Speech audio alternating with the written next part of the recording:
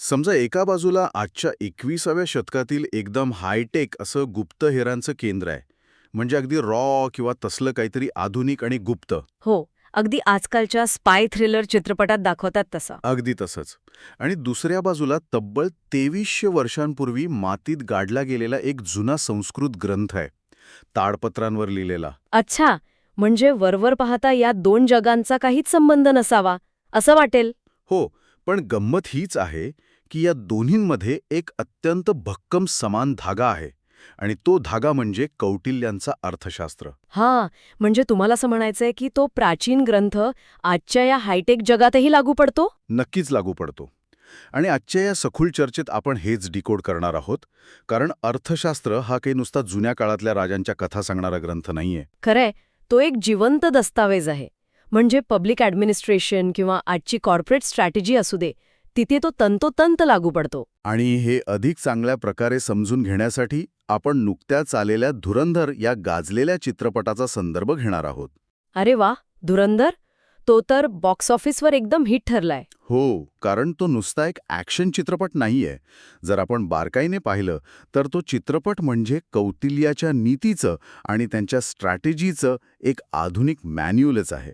हे खूपच रंजक आहे, कारण जेव्हा आपण अर्थशास्त्र असा शब्द उच्चारतो तेव्हा लोकांच्या डोळ्यांसमोर लगेच पैसा किंवा अर्थव्यवस्था येते. हो ना, म्हणजे अर्थ म्हणजे पैसा असा एक साधा समज असतो. पण तोच सर्वात मोठा गैरसमज आहे, जो आपण आधी दूर करायला हवा. कौटिल्यांच्या मते अर्थ म्हणजे केवळ बँकेतली शिल्लक रक्कम किंवा संपत्ती नाही. मग त्याची नक्की व्याख्या काय आहे? संस्कृतमध्ये अर्थ या शब्दाची व्याप्ती खूप मोठी आहे. अर्थ म्हणजे मानवी जीवनाचा आणि संपूर्ण सभ्यतेचा भौतिक आधार. मानवी वस्ती असलेली जमीन आणि त्या जमिनीतून मिळणारी उपजीविका म्हणजे अर्थ. अच्छा, म्हणजे ते पूर्ण समाजाच्या अस्तित्वाबद्दल बोलत आहेत. ती एक अत्यंत पॉझिटिव्ह आणि महत्वाची संकल्पना येते. तुम्ही योगक्षेमबद्दल बोलताय का? हो, योगक्षेम ही खऱ्या अर्थाने अर्थशास्त्रातील पायाभूत संकल्पना आहे. इथे या शब्दाची फोड करून समजून घेणं खूप गरजेचं आहे. म्हणजे योग आणि क्षेम असे दोन वेगळे शब्द आहेत का? हो, योग म्हणजे जे मिळवायचे आहे ते प्राप्त करण्याची क्षमता, म्हणजे प्रगतीसाठी जे हवंय ते मिळवता आलं पाहिजे. आणि क्षेम म्हणजे क्षेम म्हणजे जे मिळवलंय त्याचं रक्षण करणं. अगदी बरोबर, जे अत्यंत कष्टाने प्राप्त केलं आहे त्याचं रक्षण करण्याची आणि त्याचा आनंद घेण्याची क्षमता. कौटिल्य स्पष्ट सांगतायत की या दोन्ही गोष्टींशिवाय कोणतंही राज्य निरुपयोगी ठरतं. म्हणजे जर आजच्या भाषेत सांगायचं तर योगक्षेम म्हणजे संपत्ती निर्मिती आणि इन्शुरन्स यांचं कॉम्बिनेशन आहे, जिथे तुम्ही फक्त नफा कमवत नाही तर तो सुरक्षितही ठेवता. अगदी परफेक्ट. आणि आता आपण मगाशी जो धुरंधर चित्रपटाचा उल्लेख केला तिथेही संकल्पना कशी दिसते ते बघा. हो, त्या चित्रपटाचा जो नायक आहे धुरंधर, तो सुरुवातीला एक साधा गुप्तहेर वाटतो जो फक्त शत्रूंना मारत सुटलाय. पण तसं नाहीये. जर तुम्ही लक्ष देऊन पाहिलं तर तो फक्त वैयक्तिक बदला घेण्यासाठी लढत नसतो. खरंय, त्याचा मुख्य उद्देश हा देशाची सुरक्षा आणि जनतेचं कल्याण हाच असतो. आणि तेच तर योगक्षेम आहे. तो देशाची संपत्ती आणि शांतता मिळवण्याचा आणि टिकवण्याचा प्रयत्न करत असतो. निव्वळ विनाश हा त्याचा हेतू नसून प्रोॲक्टिव्ह सिक्युरिटी हा त्याचा बेस आहे. हे भारी आहे. पण हे योगक्षम साध्य करण्यासाठी नुसती इच्छाशक्ती असून चालणार नाही ना, त्यासाठी एक सिस्टम लागते. नक्कीच, एक भक्कम आणि व्यावहारिक संरचना लागते.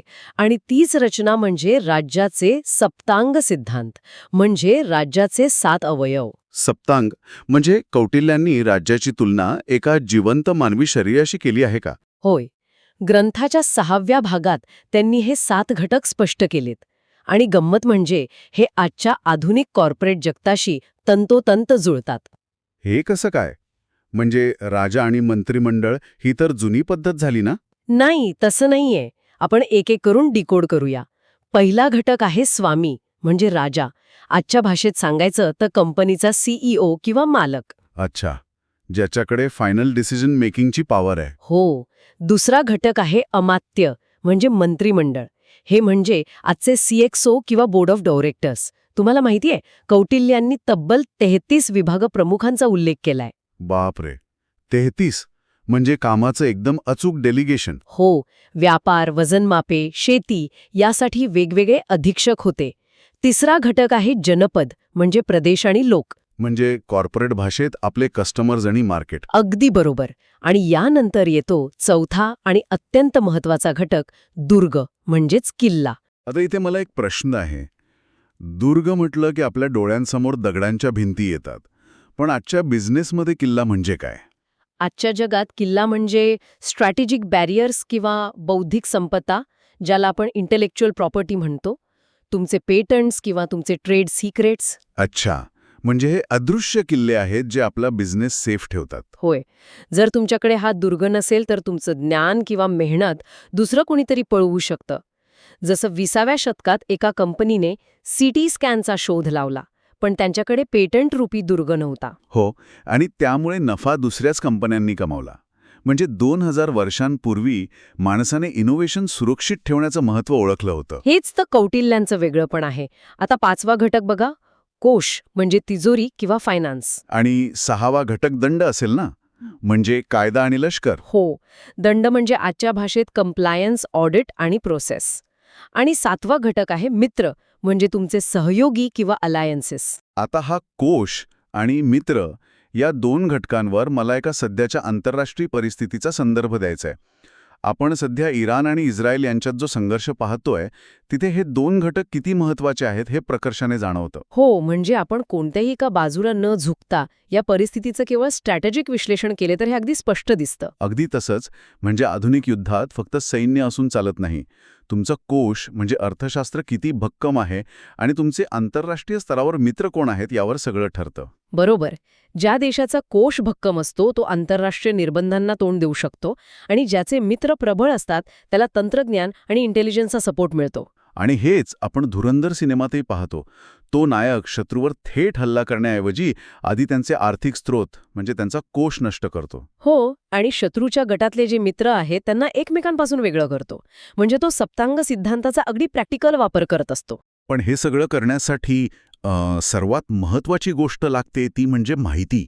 आपला कोश आणि दुर्ग सुरक्षित ठेवायचा असेल तर फक्त भिंती पुरेशा नसतात. त्यासाठी लागते एक अद्ययावत गुप्तचर यंत्रणा म्हणजे इंटेलिजन्स नेटवर्क. आणि अर्थशास्त्र या ग्रंथात यावर जो अफाट भर दिलाय तो खरंच थक्क करणार आहे.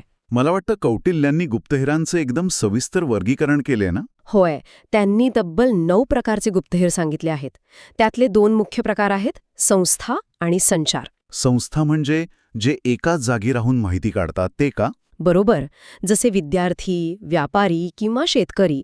ते समाजात इतके बेमालूमपणे मिसळून जातात की कुणाला त्यांच्यावर संशय येत नाही. आणि संचार म्हणजे फिरते गुप्तहेर. हो, जसे भिक्षू, ज्योतिषी किंवा महिला गुप्तहेर.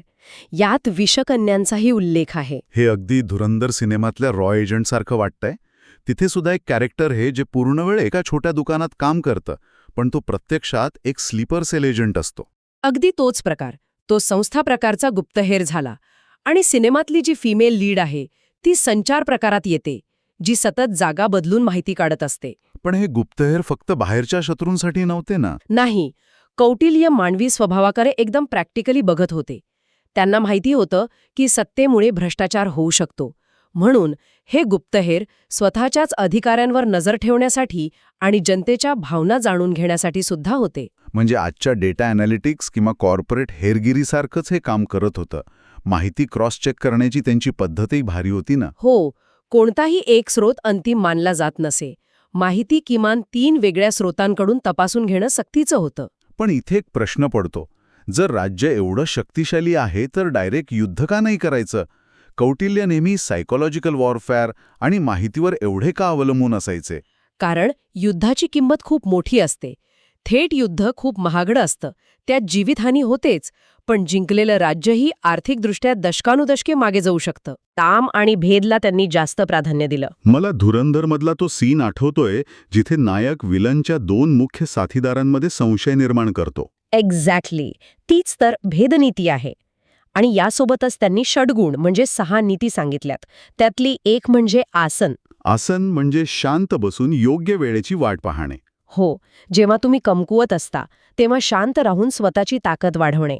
धुरंधर सिनेमाचा क्लायमॅक्स याच आसन आणि भेदनीतीवर आधारित आहे.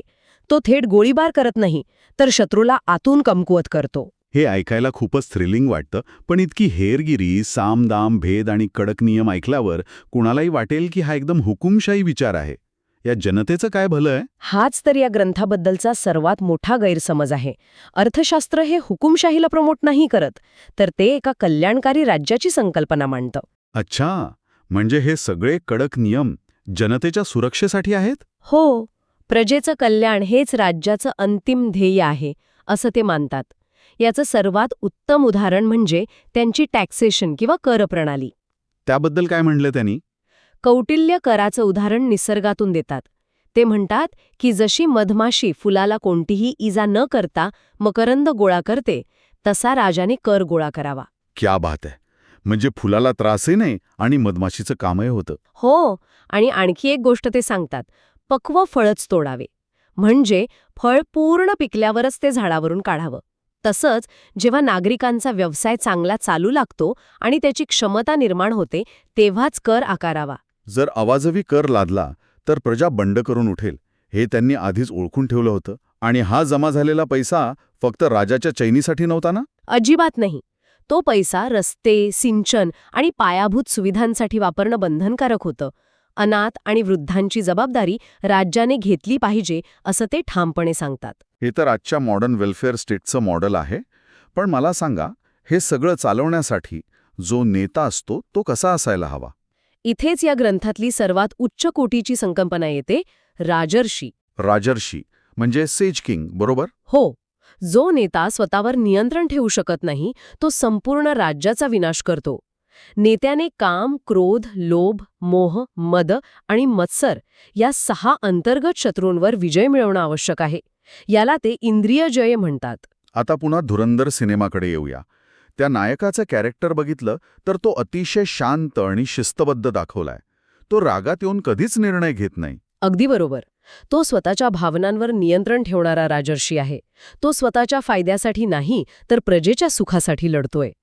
कौटिल्यांचा प्रसिद्ध वाक्य आहे, प्रजेच्या सुखातच राजाचं सुख आहे. आणि आजच्या काळात आपण हा विरोधाभास पाहतो. आज आपण आक्रमक आणि रुथलेस कॉर्पोरेट बॉसचं कौतुक करतो, पण प्राचीन भारतीय ज्ञान मात्र स्वतःच्या भावनांवर नियंत्रण ठेवणाऱ्या राजर्षीला खरा नेता मानतं. हे खूप महत्वाचं आहे, कारण सत्ता हा स्वतःच्या अहंकारासाठी मिळालेला परवाना नाही, तर सामूहिक भल्यासाठी मिळालेला विश्वास आहे. हे सगळं ऐकल्यावर जाणवतं की अर्थशास्त्र हे काही रॅन्डम विचारांचं संकलन नाहीये. तो एक एकदम शास्त्रशुद्ध दृष्टिकोन आहे. आणि याचा पुरावा ग्रंथाच्या 15व्या पुस्तकात मिळतो. तिथे त्यांनी 32 तंत्रयुक्ती दिली आहेत. तंत्रयुक्ती म्हणजे हे नक्की काय आहे? ही तर्काची आणि वैज्ञानिक विश्लेषणाची साधने आहेत. जसं की अधिकरण म्हणजे समस्येला स्पष्टपणे परिभाषित करणे, आणि संशय म्हणजे उलटसुलट प्रश्न विचारून वेगवेगळ्या शक्यता तपासून पाहणे. म्हणजे आजच्या काळात आपण ज्याला रिसर्च मेथोडॉलॉजी किंवा डेटा अनालिसिस म्हणतो, त्याचा हा पाया आहे. अगदी तसंच. हे शास्त्र फक्त काय करावं हे सांगत नाही, तर कसा विचार करावा हे शिकवतं. आता आजही आपल्या पॉप कल्चरमध्ये कशी जिवंत आहे हेही आपण समजून घेतलं. चर्चेच्या सुरुवातीला आपण त्या हरवलेल्या हस्तलिखिताची गोष्ट ऐकली. हे सगळं ऐकल्यावर माझ्या मनात एक विचार सतत घोळतोय. कोणता विचार?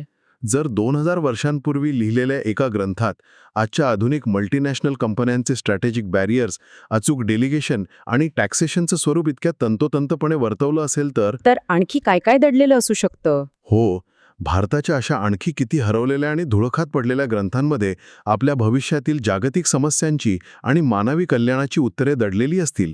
हा खरोखरच विचार करण्यासारखा प्रश्न आहे.